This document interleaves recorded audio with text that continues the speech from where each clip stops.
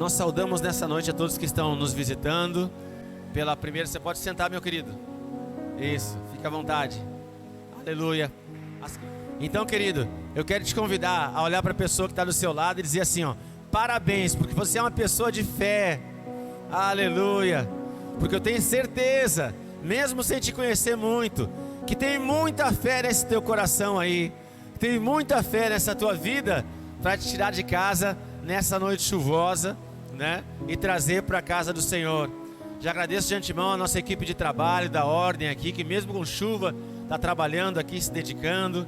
Obrigado, Senhor, porque Tu és um Deus bom e nos faz, mesmo com chuva, estarmos aqui na Tua presença.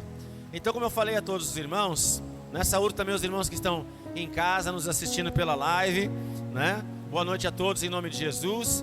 Nós estamos em mais uma noite de campanha e eu quero compartilhar uma palavra abençoada do Senhor com todos nessa noite. E o tema da nossa palavra é o seguinte: o Criador e a criação trabalham juntos para que nós possamos viver a plenitude de Deus. Então quero te convidar a abrir a palavra do Senhor no livro de Gênesis, capítulo 2, versículo 8.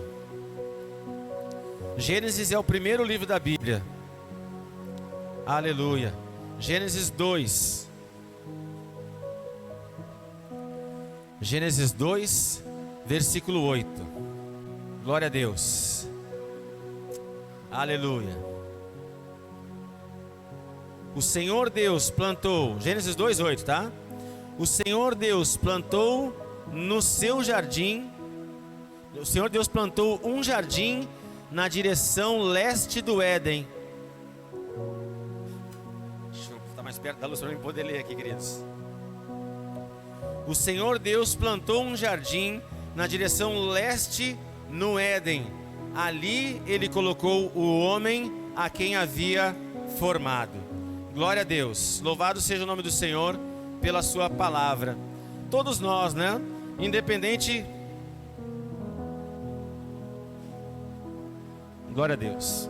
Todos nós, independente da nossa crença, independente do tempo que nós tenhamos de caminhada, de vida de fé e da igreja, todos nós entendemos que há um Criador, amém?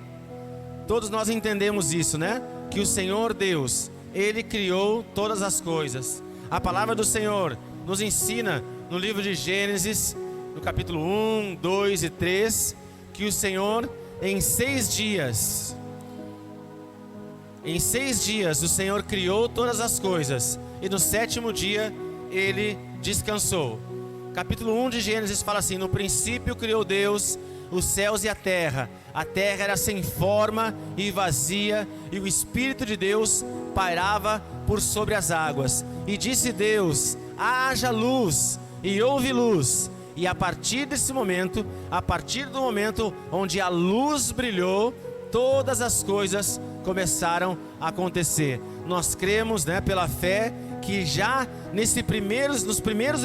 no primeiro capítulo, nos primeiros versículos da Bíblia, ali a Trindade já estava trabalhando, ali a Trindade já estava em ação. No princípio criou Deus, o Criador, né? A terra era criou Deus os céus e a terra era sem forma e vazia, e o Espírito de Deus pairava por sobre as águas. Então já ouvimos falar do Deus Criador e do seu Espírito pairando sobre as águas. E disse Deus: haja luz. E nós cremos que nesse haja luz, o Filho de Deus, que é a luz do mundo, que está escrito lá em João 8,12, né? Ele, haja luz. Nessa hora, Jesus entrou em ação e tudo foi criado por Ele, por meio dEle e para Ele. Então, através de Jesus, por meio de Jesus, todas as coisas começaram a ser criadas. Então houve luz, o Senhor criou o firmamento, criou os céus, a terra. Tudo começou a acontecer a partir do momento que o Verbo entrou em ação. E assim houve o primeiro dia, Deus viu que era bom, houve tarde e manhã, começou o segundo dia. E assim o Deus Criador, de forma muito organizada, de forma concatenada, foi criando, fazendo todas as coisas. Entenda, queridos, repita comigo: o meu Deus é um Deus organizado, O meu Deus é um Deus prudente e sábio. O meu Deus sabe a hora e o momento de fazer todas as coisas. Amém? Glória a Deus. O Senhor, a palavra fala, né, de 3 atributos que são inquestionáveis, que são só de Deus, né? O Senhor é onipotente, Ele é onipresente e Ele é onisciente. Deus pode tudo, Deus está em todo lugar e Deus sabe de todas as coisas. Então Deus usou dessa sabedoria, e a Trindade, então revestida, cheia dessa sabedoria divina, sobrenatural e celestial, começou a criar todas as coisas. Houve o primeiro dia, o segundo dia, terceiro, e ao final a Bíblia diz: de cada dia Deus viu que era bom, e assim surgia um outro dia. Mas chegou o 6º dia. No 6º dia, se você for ler, te desafio, eu tenho feito sempre esses desafios, né? Eu vou falando da palavra do Senhor e vou dizendo: lê em casa, chegando em casa com calma, no seu devocional, no seu momento de leitura da palavra, apegue-se à palavra do Senhor e leia o capítulo 1, 2 e 3 de Gênesis. E você vai ver que o Senhor foi criando todas as coisas, e ao final de cada dia, Ele viu que a sua criação era boa, e assim Ele começava um novo dia. Mas no 6º dia, a Bíblia diz que Deus criou o homem, e é esse versículo, Gênesis 2, 8. E plantou Deus um jardim lá no Éden, e lá nesse jardim, Deus colocou o homem. Depois de ter criado todas as coisas, depois de ter feito todas as coisas, ter criado a natureza, o firmamento, os céus, a terra, o ar, as águas, as frutas, os vegetais, os legumes, os animais, todas as coisas. Depois de ter criado todas as coisas, o Senhor criou o homem. E a criação é maravilhosa, a sabedoria, a prudência, o zelo, o cuidado do Senhor é tremendo. Só que ao estudarmos minuciosamente a criação, nós entendemos que muito mais do que sabedoria, muito mais do que prudência, muito mais do que onipotência, onipresença e onisciência, havia uma característica na criação muito mais profunda, mais intensa do que tudo isso que eu falei. Se é que pode haver alguma coisa, na verdade há. Na verdade, o Senhor no 6º dia derramou de todo o seu amor sobre o projeto, sobre o detalhe mais especial da sua criação. Na terça-feira passada, a líder Karine Pinheiro estava aqui compartilhando da palavra do Senhor conosco, né? E ela falou o seguinte, que quando Deus criou o homem, era como se um confeiteiro estivesse colocando a cereja no bolo. E o que é a cereja no bolo? A cereja no bolo é aquele toque final, é aquele detalhe que vai deixar mais sofisticado, que vai deixar mais especial, é o toque do chefe, é o toque de mestre, né? Então, o Senhor, ao criar o homem no 6º dia, eu só queria pedir que os irmãos prestassem atenção, tá bom, meu querido? Presta atenção, olha para o missionário aqui e escuta a palavra do Senhor, tá bom? Deus te abençoe nessa noite, em nome de Jesus. Então, o Senhor, ao criar o homem no 6º dia, Ele fez do 6º dia o dia mais especial. Tanto é que a palavra do Senhor diz que quando Deus criou o homem, a Bíblia diz o seguinte: e viu Deus que foi muito bom. Não era apenas bom, mas no 6º dia a sua obra foi muito boa. Por quê? Porque o Senhor ama todas as coisas. A Bíblia diz que os céus manifestam a glória do Senhor e o firmamento a obra das suas mãos. Mas a Bíblia também nos ensina que nós somos a primícia da criação. Deus, ao 6º dia, criou, gerou aquilo que era mais especial para Ele. Ele criou o homem. Olha para o irmão que está do seu lado e diga assim: de todas as coisas criadas por Deus, você é a mais importante, você é a mais especial.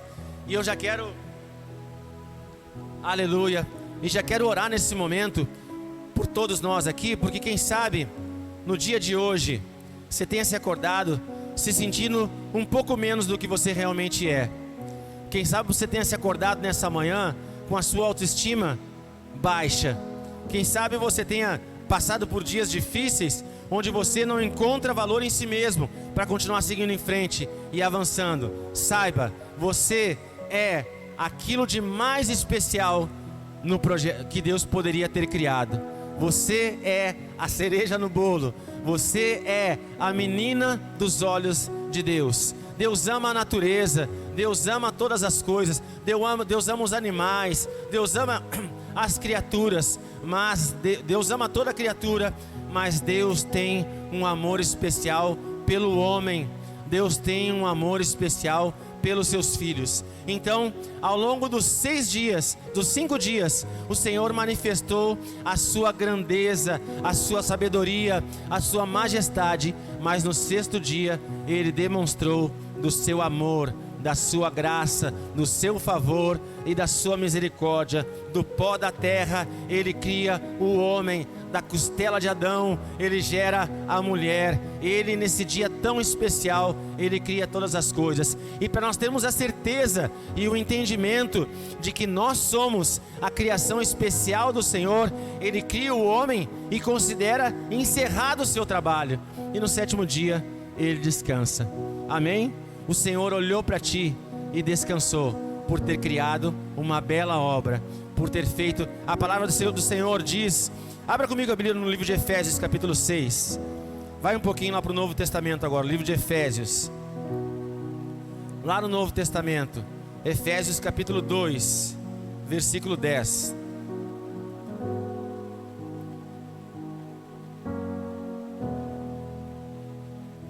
Aleluia. Vá pegando aí, Efésios capítulo 2, versículo 10.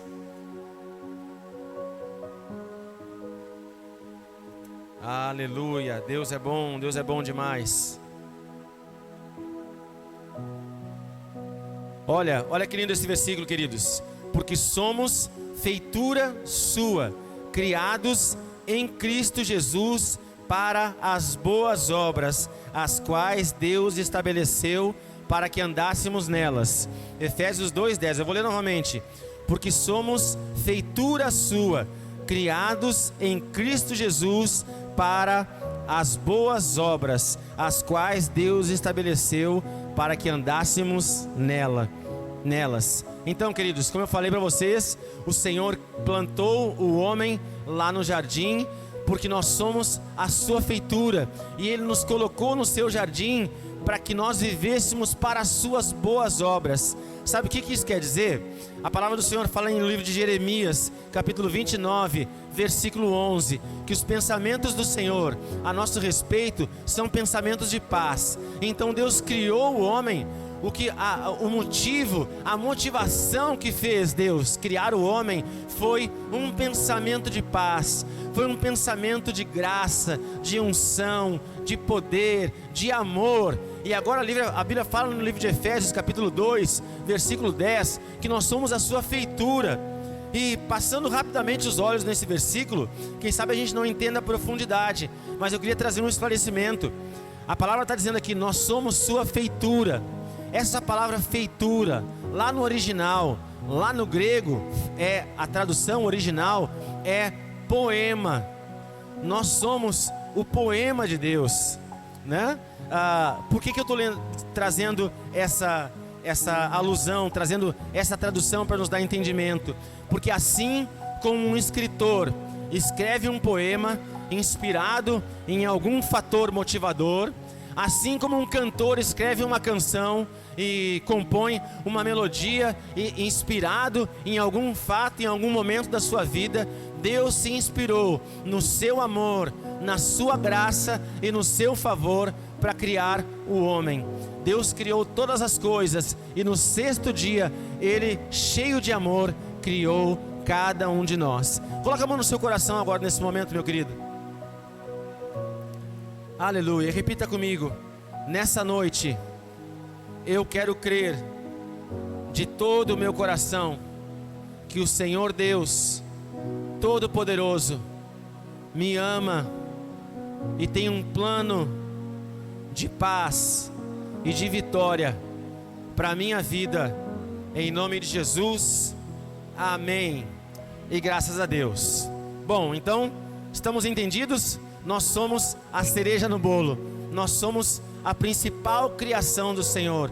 O Senhor nos criou para que vivamos para a sua glória. O propósito do Senhor na sua criação, ao nos criar, era que nós nos tornássemos uma família de filhos semelhantes a Jesus para a sua glória. Agora eu quero te fazer uma pergunta. Por que você acha que o Senhor nos criou ao 6º dia?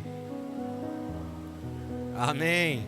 O Senhor nos criou para a sua honra e para a sua glória. E o Senhor poderia ter nos criado no 1º, no 2º, no 3º, no 4º dia. O Senhor poderia ter nos criado no dia que quisesse, mas Ele escolheu nos criar no 6º dia. Você sabe por quê? Porque o Senhor, para nos criar aquilo que era mais especial para Ele, Ele preparou todas as coisas. Para criar o homem, o Senhor preparou um ambiente especial.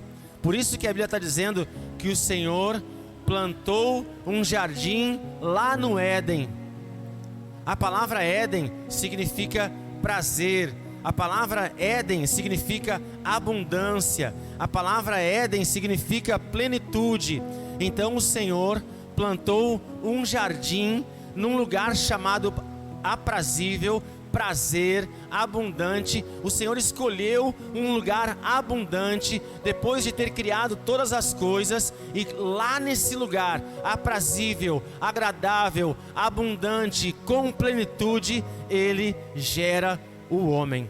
O Senhor preparou todas as coisas para nos criar, para criar Adão. A palavra Adão significa homem. Quando nós falamos que Deus criou Adão, nós estamos falando que Deus criou o homem. Quando nós falamos que Deus criou o homem, nós falamos que Deus criou cada um de nós. Amém? Adão e Eva foram plantados no jardim, e assim cada um de nós nascemos nos braços do Pai. E aqui há um princípio celestial maravilhoso. O Senhor sempre prepara todas as coisas. O Senhor, como eu falei para vocês, é um Deus prudente.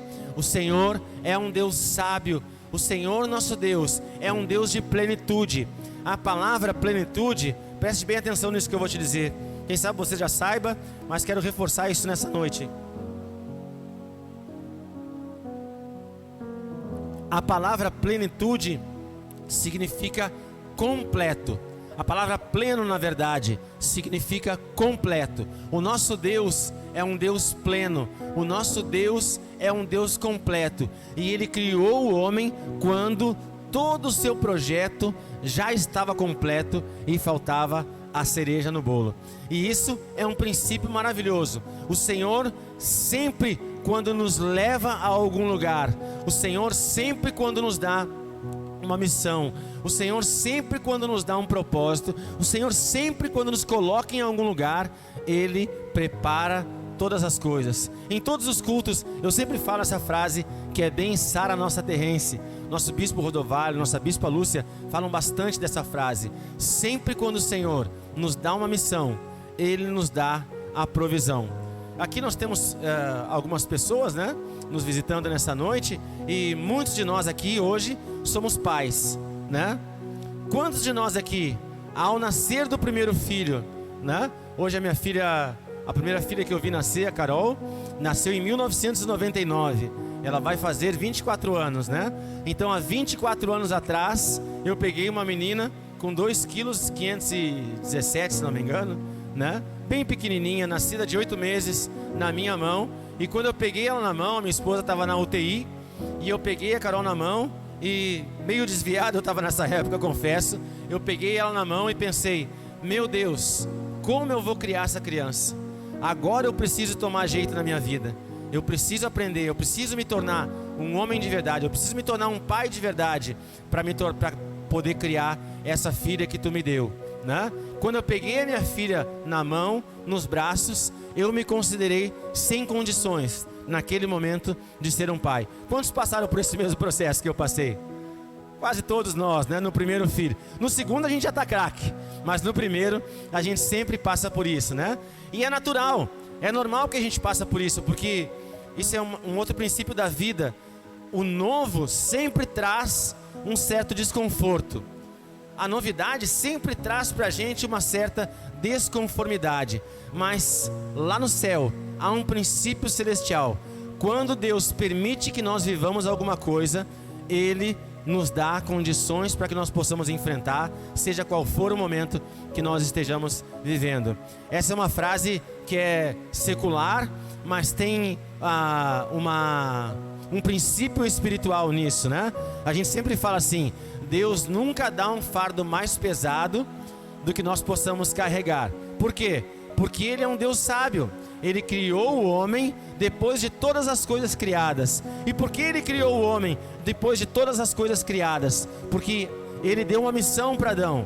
Adão, tu pode comer de tudo, tu pode desfrutar de tudo desse jardim, menos da árvore do conhecimento do bem e do mal. A Bíblia nos ensina, quando estudamos a criação, nós entendemos que o Senhor convocou Adão para colocar nome nos animais, nas árvores, em todas as coisas. Estudando a vida de Adão e Eva, nós entendemos o princípio da mordomia. Porque Adão e Eva, eles não criaram todas as coisas. Adão e Eva, eles não eram o dono de todas as coisas, mas o dono de todas as coisas deu-lhes o direito de gerenciarem, de administrarem, de viverem naquele lugar onde Deus havia criado todas as coisas. Esse é o princípio da mordomia, e isso serve muito para as nossas vidas, porque o Senhor nos criou, o Senhor nos gerou, o Senhor te trouxe para essa vida, para que tu possa desfrutar de todas as coisas que Ele tem preparado para ti. A Bíblia diz assim, 1 Coríntios 2:9: nem olhos viram, nem ouvidos ouviram, nem penetrou no coração do homem tudo aquilo que Ele tem preparado para aqueles que o amam, para aqueles que o temem. O Senhor tem muitas coisas, o Senhor tem coisas grandiosas. A palavra do Senhor diz que Deus espera que todo homem seja salvo e chegue ao pleno conhecimento da verdade. Então o Senhor quer nos revelar todas as coisas, Ele quer nos dar todas as coisas, Ele quer nos revelar todas as coisas, Ele deseja se revelar a cada um de nós, e tudo isso é um sinal de Deus para as nossas vidas, que Ele quer derramar, Ele quer nos levar a viver uma vida de plenitude. Adão e Eva, ao serem gerados no sexto dia, eles olharam para o jardim. Isso é um entendimento que nós temos, né, querido? Eles olharam para o jardim, e olhando para o jardim, eles não sentiram falta de nada, porque Deus tinha criado todas as coisas. E é assim que Deus faz, desde o Éden até os dias de hoje. O Deus que te criou, o Deus que te trouxe até aqui, é o Deus que não vai permitir que te falte nada.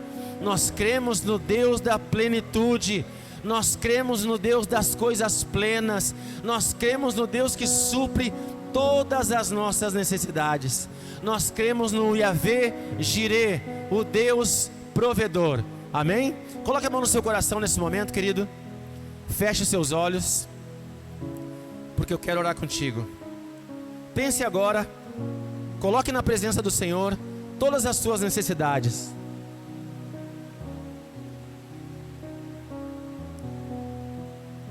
Aleluia. Tudo aquilo que você carece, que você precisa. Quem sabe a palavra que eu estou trazendo nessa noite seja uma palavra de confronto para ti, porque eu estou falando de plenitude, estou falando do preenchimento de todas as nossas, do suprimento de todas as nossas necessidades. Mas olhando para a tua vida, olhando para a minha vida, eu vejo que ainda faltam algumas coisas. Nesse momento de oração, pela fé, nós vamos trazer à existência tudo aquilo que nos falta.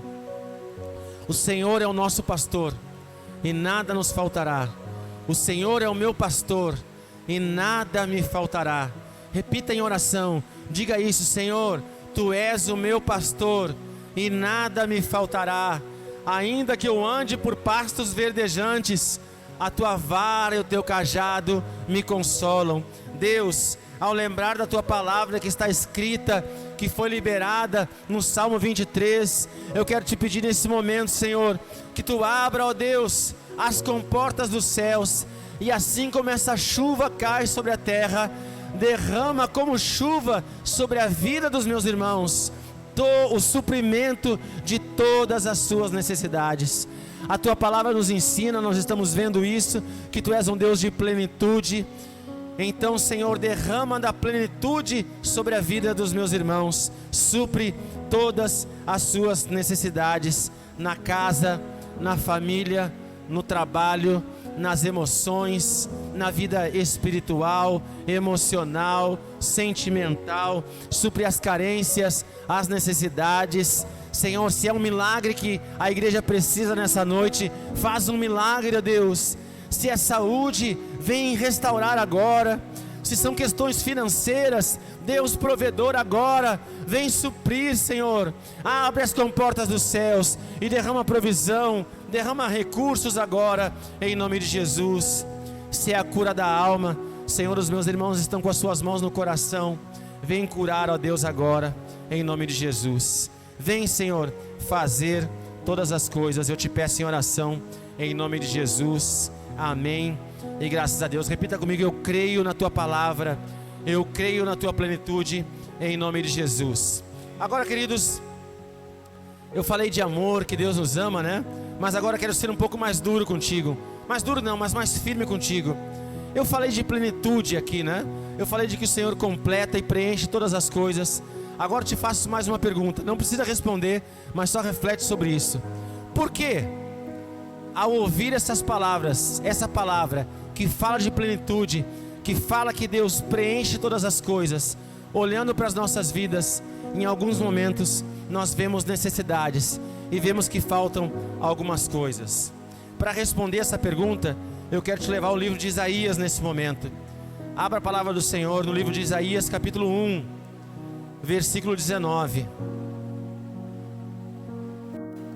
Isaías é depois de Salmos, Provérbios, Cantares.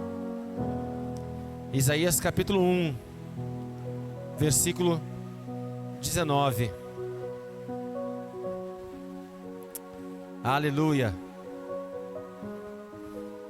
A pergunta que eu fiz foi a seguinte: por que às vezes não desfrutamos, não temos acesso a essa plenitude, a tudo isso que eu estou ouvindo que Deus tem preparado para a minha vida? A resposta está em Isaías capítulo 1, versículo 19. Se sois dispostos e obedientes, comereis o melhor da terra. Amém, querido? Preste atenção aqui, amado.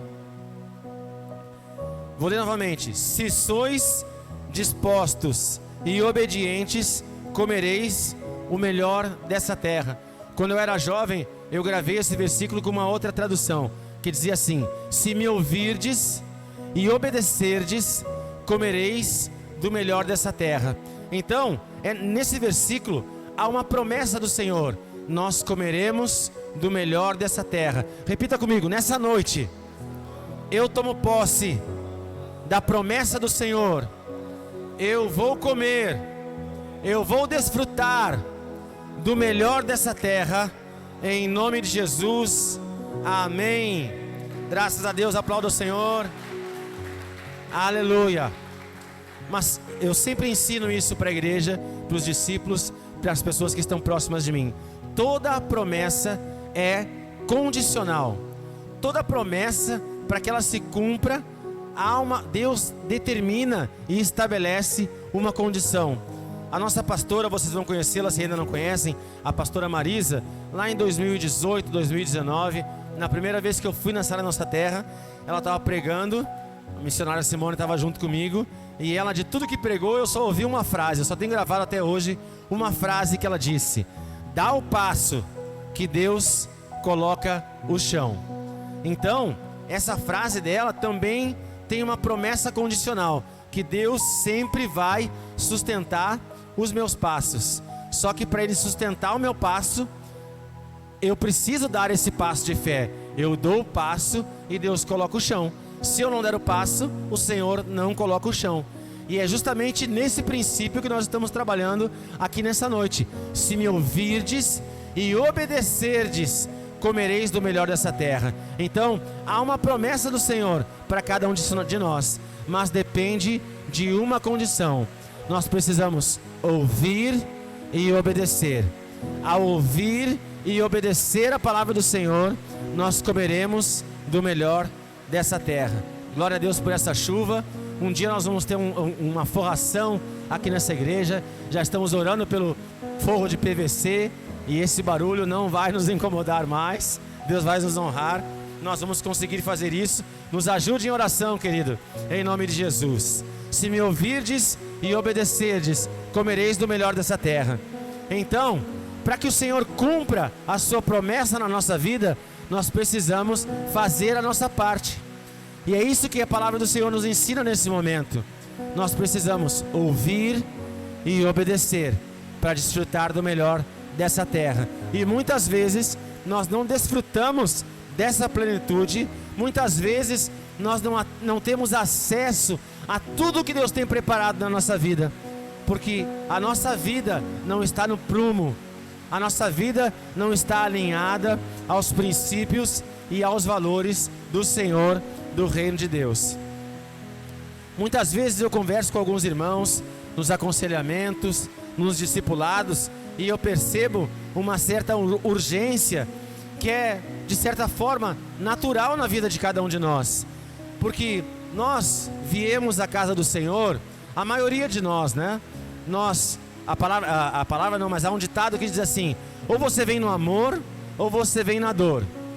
Mas eu vou dizer assim, 99,9% das pessoas, elas vêm para a casa do Senhor pela dor. É por uma dificuldade, é por uma necessidade, por um anseio, por uma angústia. E é isso que nos traz à casa do Senhor, né?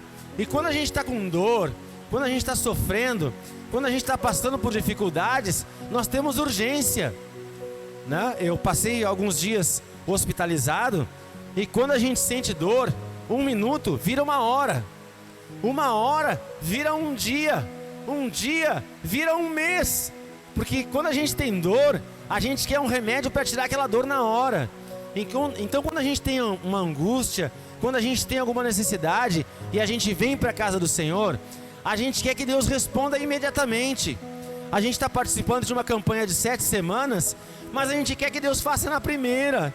E muitas vezes Ele faz na primeira semana, mas tudo aquilo que Deus faz, a forma, o modus operandi de Deus na nossa vida é através dos seus processos.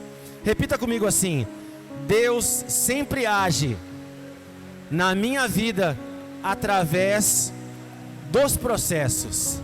Amém? Sempre há um processo. Na criação houve um processo, 6 dias. As campanhas que nós temos na Sara Nossa Terra são o processo do Senhor, 7 semanas, 7 momentos aqui reunidos. Mas nós queremos que Deus faça no primeiro dia. Só que eu sempre levo os irmãos a refletirem o seguinte: por exemplo, eu tenho 48 anos, me converti quando jovem, mas me desviei lá com 22, 23 anos, eu me desviei. E ao longo da vida, eu fiz muitas coisas boas, muitas coisas certas. Eu servi ao Senhor ao longo desde os 17 anos. Mas eu também cometi falhas, eu cometi erros, né? E muitas coisas que eu colho hoje na minha vida não é culpa do Senhor. Não é que Deus esteja falhando, não é que Deus esteja errando, mas eu estou colhendo aquilo que eu estou plantando. E muitas vezes nós temos uma vida errante, nós cometemos falhas, nós ao longo do processo do Senhor cometemos algumas falhas, e para que o Senhor possa fazer o seu milagre e operar na nossa vida, Ele primeiro vai, através desse processo, colocar todas as coisas em ordem. E muitas vezes, para que o Senhor traga, para que a resposta do Senhor chegue na nossa vida, para que a plenitude dEle venha sobre as nossas vidas, Ele vai primeiro restaurar a nossa família, vai ajustar a nossa casa, vai nos levar a momentos de conserto, de restauração. Ele vai nos levar a consertar, quem sabe, o nosso relacionamento com a esposa, com os filhos. Ele vai tratar o nosso caráter, a nossa personalidade. Ele vai ajustar a nossa alma. Enfim, através dos processos, Ele vai restaurar todas as coisas. Mas fique tranquilo e descanse no Senhor, porque através os processos do Senhor são a ferramenta de Deus que Ele usa para trazer dessa plenitude sobre as nossas vidas. Amém? Se me ouvirdes e obedecerdes, comereis do melhor dessa terra. Deus tem do melhor para as nossas vidas, e quando nós aprendermos a ouvirmos a sua voz e colocarmos em prática a sua palavra, essa plenitude virá sobre a vida de cada um de nós. Amém? Muitas vezes nós não conseguimos enxergar essa plenitude que o Senhor tem para a nossa vida, porque o nosso olhar está desfocado. Nós estamos olhando para outras coisas. Muitas vezes, até hoje, eu conversava com um irmão que me dizia o seguinte: nós estávamos conversando sobre um outro irmão, né? E aí nós conversamos o seguinte: que bom seria se Deus fizesse um milagre na vida desse irmão hoje, né? Porque hoje ele está meio chateado, meio atucanado com os problemas, com as dificuldades que tem enfrentado. E aí nós falamos justamente isso, que muitas vezes, por mais que a gente esteja chateado, nós precisamos enfrentar e encarar os processos do Senhor na nossa vida, porque nós estamos simplesmente colhendo tudo aquilo que plantamos, em nome de Jesus. Mas Deus tem o melhor para as nossas vidas. Então nessa noite, eu quero, já encerrando essa palavra, te convidar a assumir uma posição de fé e de esperança. Decida nessa noite ouvir a voz de Deus e obedecer a sua palavra, e eu te garanto que a plenitude do Senhor virá sobre a sua vida. Eu tenho certeza que você veio à casa do Senhor nessa noite aguardando uma resposta, buscando um milagre, buscando paz para a sua alma, para o seu espírito, buscando um milagre na sua casa, na sua família, no seu trabalho. Nós estamos na noite de fé e de milagres, no culto de fé e de milagres, e pela fé você saiu de casa nessa noite de chuva e veio para a presença do Senhor. Eu tenho certeza que você veio com expectativa, você veio com fé, você veio buscar uma resposta do Senhor.